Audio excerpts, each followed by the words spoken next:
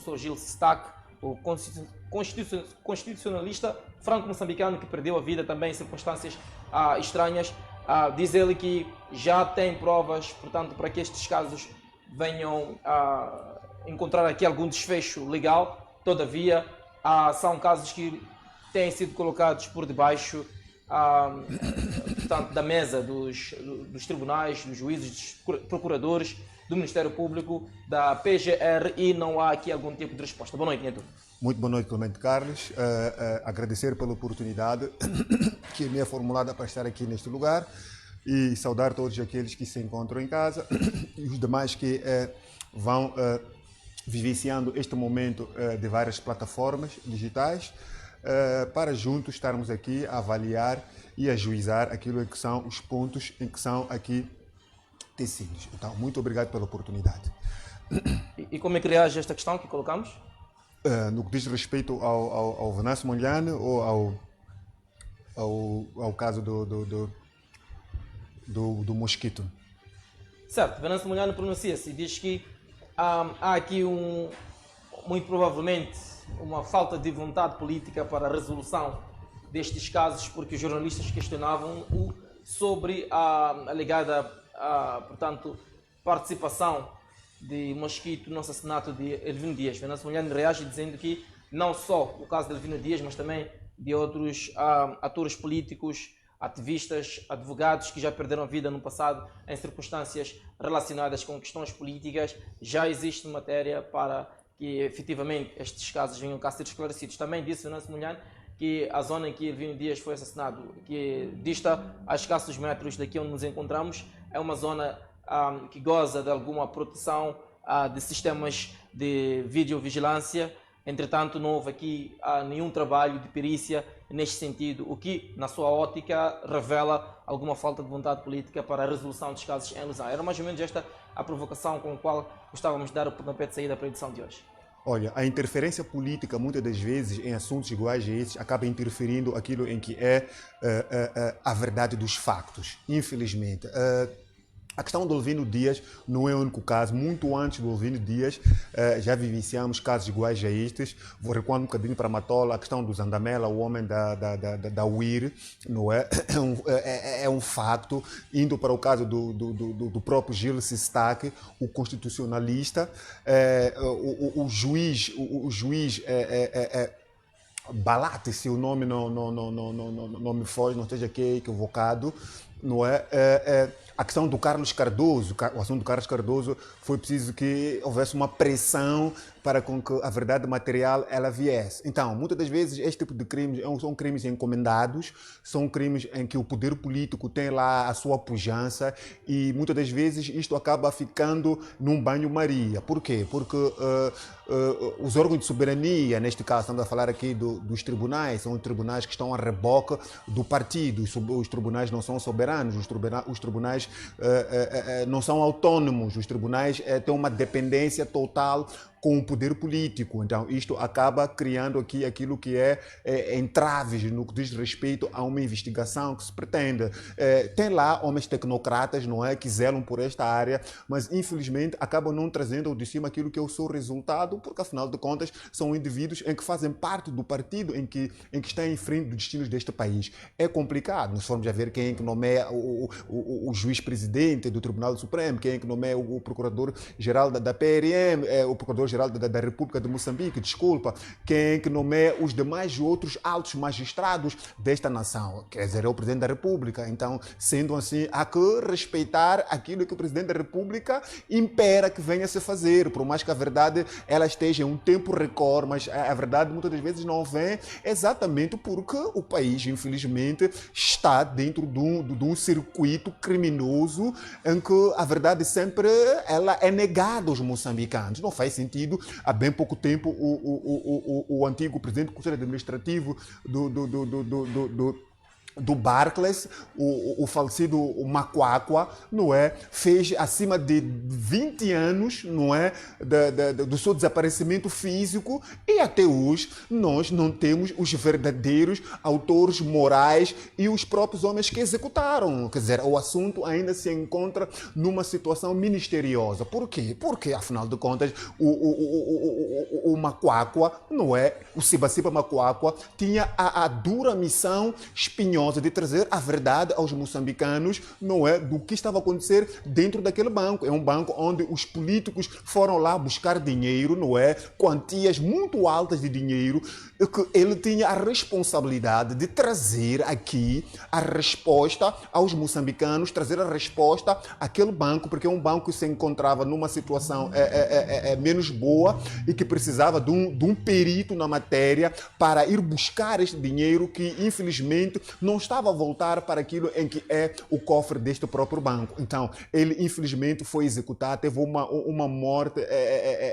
que até hoje, quando nós pensamos, dá-nos uma dor profunda nos nossos corações. Então, para dizer que a questão da vontade política é uma questão que, infelizmente, acaba naufragando aquilo em que é a vontade da licitude. A licitude moçambicana, ela se encontra minada exatamente porque não há esta separação de poderes. A separação de poderes acaba criando um ambiente tóxico dentro daquilo em que é a legislação deste país. Enquanto Moçambique tiver este casamento direto entre o poder político e aquilo em que é o poder judicial, isto vai criando aqui aquilo que é o imbróglio, vai criando aqui aquilo que é embaraços.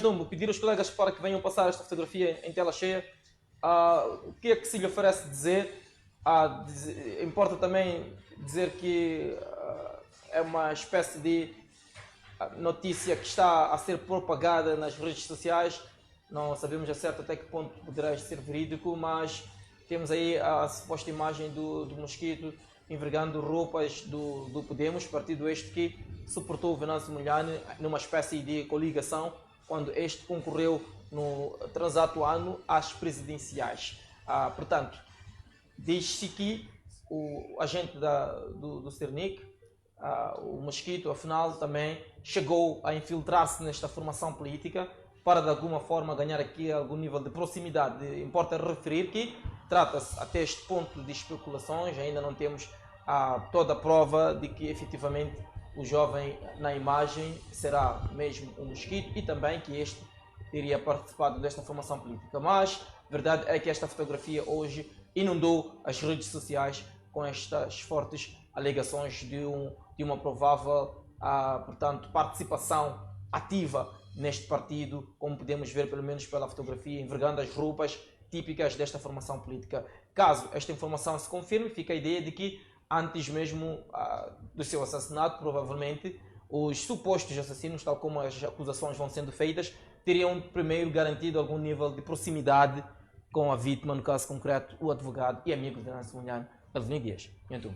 Olha, o crime organizado, ele passa por várias etapas. Tem que se aferir, não é? Para se auferir aquilo em que é a verdade material. Porque, de acordo com uma cadeira chamada criminalista, ela é clara e é genuína e é verdadeira.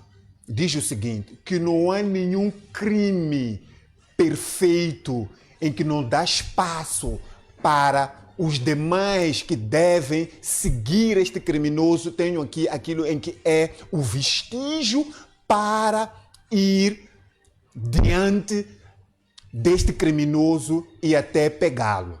Naturalmente que ele já não faz parte do mundo dos vivos. E não estamos aqui a acusar, ou seja, não estou aqui a acusar formalmente, mas a imprensa está aqui a trazer alguns factos que vai ajudar a quem de direito para averiguar este caso. Mas é aquilo que eu aqui acabei de dizer, que a ausência de separação de poderes neutraliza a ação do Serviço Nacional de Investigação Criminal de fazer o seu trabalho, porque a questão da partidarização dos órgãos do Estado faz com que aqueles que deveriam dar o seu conhecimento, apresentar aquilo em que um dia aprenderam nas faculdades, aquilo que um dia aprenderam em vários órgãos de saber deste país, até além fronteira, acabam não tendo aquilo que é a sua flexibilidade no processo, exatamente porque a interferência política não permite com que a investigação ela seja genuína, ela seja verdadeira, ela seja nítida, para com que os moçambicanos venham ter aquilo que é uma satisfação. Não obstante, o Elvino Dias, o Paulo Ngwambe, são pessoas em que deixaram famílias aqui neste país, nesta terra.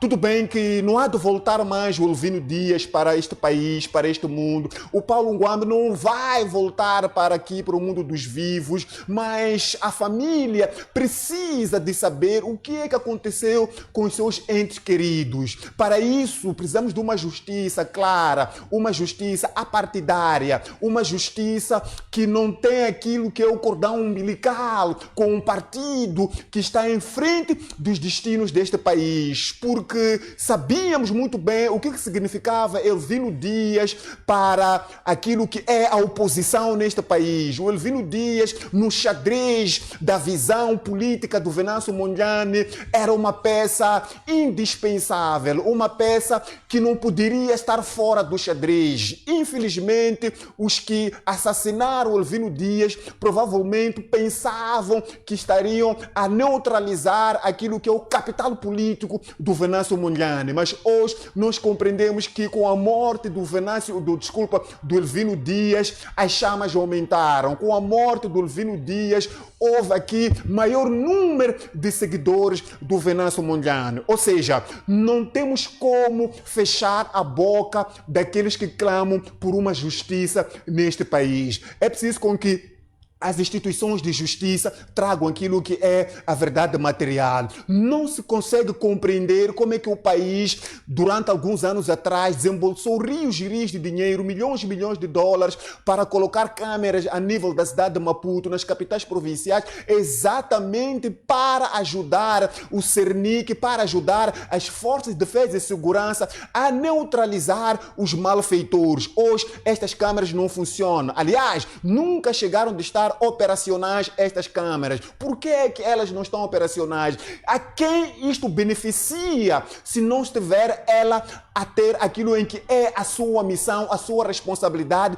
que é captar a imagem da nossa capital e trazer aquilo que é, em tempo recorde, a informação que os moçambicanos necessitam. É aquilo que aqui acabei de dizer, é a interferência do poder político, porque os assassinos, o esquadrão da morte que está dentro do aparelho do Estado, percebeu que aqui seria um meio caminho andado para neutralizar aquilo que são as suas ações macabras. Por essa razão que, infelizmente, não teve aquilo que são as suas pernas para andar a questão das câmeras de vigilância a nível da nossa capital. E hoje estamos aqui a depender de lojas, estamos a depender de bottle store, estamos a depender de bancos. Quer dizer, estamos aqui a fazer uma palhaçada naquilo que são as coisas políticas.